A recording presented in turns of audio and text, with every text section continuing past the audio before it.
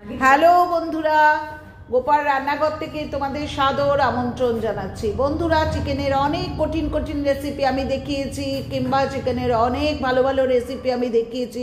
তবে দেখো, আমার যে সমস্ত ব্যাচেলার ছেলেমেয়েরা বা ভাই বোনেরা বাইরে রয়েছে, অর্থাৎ কেউ পড়াশোনার সুবাদে বা যে চাকরির সুবাদে রয়েছে, তাদের সুবিধার্থে আমি কিন্তু চিকেন কষা, লাল লাল করে চিকেন কষা দেখাচ্ছি, যেটা খুব সহজে, খুব সহজলভ্য জিনিস দিয়ে হয়ে যায়। এটা এইভাবে করতে পারো, ঠিক আছে? আমি 1 কিলো হিসাবে কিন্তু দেখাচ্ছি।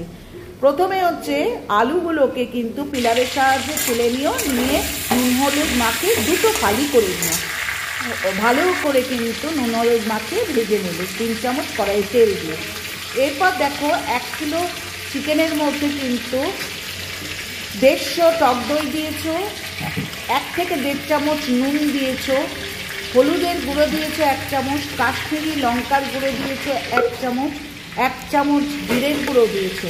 এই যে পেস্টটা আমি দিলাম, এটা হচ্ছে 3টে টমেটোকে, আদা, রসুন, 2টো কাঁচা লঙ্কা, 2টো শুকনো লঙ্কা এবং 2টো পেঁয়াজ এর সাথে পেস্ট করে কিছু কাঁচা সর্ষের তেল দিয়ে আমি ভালো করে ম্যারিনেট করে রেখেছি। বারবার বলছি, এই ম্যারিনেশনটা যেন অনেকটা টাইম দেওয়া হয়, অর্থাৎ এটার জন্য যেন 8 ঘন্টা থেকে 1 ঘন্টা দেওয়া হয়। ভালো করে মাখিয়ে নাও, ঠিক আছে? এটা তো বাটাবাটি তোমাদের পক্ষে সম্ভব নয়। এবার দেখো বন্ধুরা, বলছো না, কড়াইতে যে আলুগুলো ভাজতে নিয়েছি সেটা অন্য পাত্রে তুলে রাখলাম। কড়াইতে ছোটো এলাচ, দারচিনি এবং লবঙ্গ ফোড়ন দিয়েছি। দিয়ে আমি চিকেনটাকে যেটা ম্যারিনেট করে রেখেছিলাম সেটা ঢেলে দিলাম।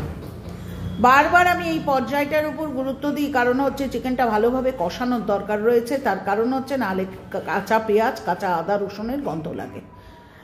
এটা সিমে করে ঢাকা দিয়ে দিয়ে কিন্তু এই চিকেনটাকে ভালো করে কষিয়ে নেবে। তারপর যে আলুটা ভেজে রেখেছো, কারণ হচ্ছে আলুটা তো অনেক বড় করে কেটেছো, আলুটাও সেদ্ধ হওয়ার দরকার আছে।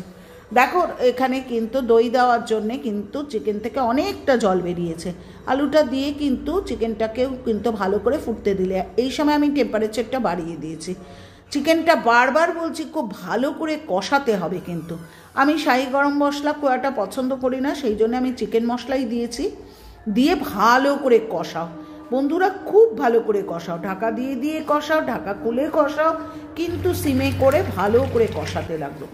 দেখো, একদম যখন ঝোল শুকিয়ে গেছে, এরকম ঝোল শুকনো অবস্থাতেও রাখতে পারো, বা সামান্য আমি একটু গরম জল দিয়েছি, দিয়ে ওপর থেকে ঘি এবং গরম মশলা দিয়ে এই দেখো কষা কষা চিকেন।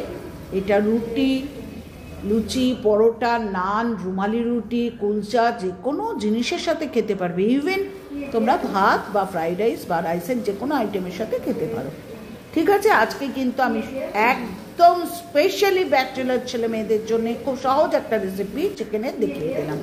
পুরনো বন্ধুরা, তোমাদের কাছে কৃতজ্ঞ, এইভাবে সুন্দর সুন্দর কমেন্ট করো, তাহলে নতুন কিছু করতে ইচ্ছা করে। আর নতুন বন্ধুরা, তোমরা পাশে থাকা বেল আইকনটা প্রেস করে চ্যানেলটা সাবস্ক্রাইব করো, লাইক করো, কমেন্ট করো, শেয়ার করো। তোমাদের একটা কমেন্ট কিন্তু আমাদের কাছে খুবই মূল্যবান।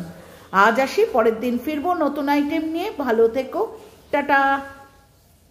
আর একটা কথা, কষা কষা খেলে ওরকম করো, আর ঝোল দিয়ে খেলে একটু জল দিয়ে এরম পাতলা করে নিও।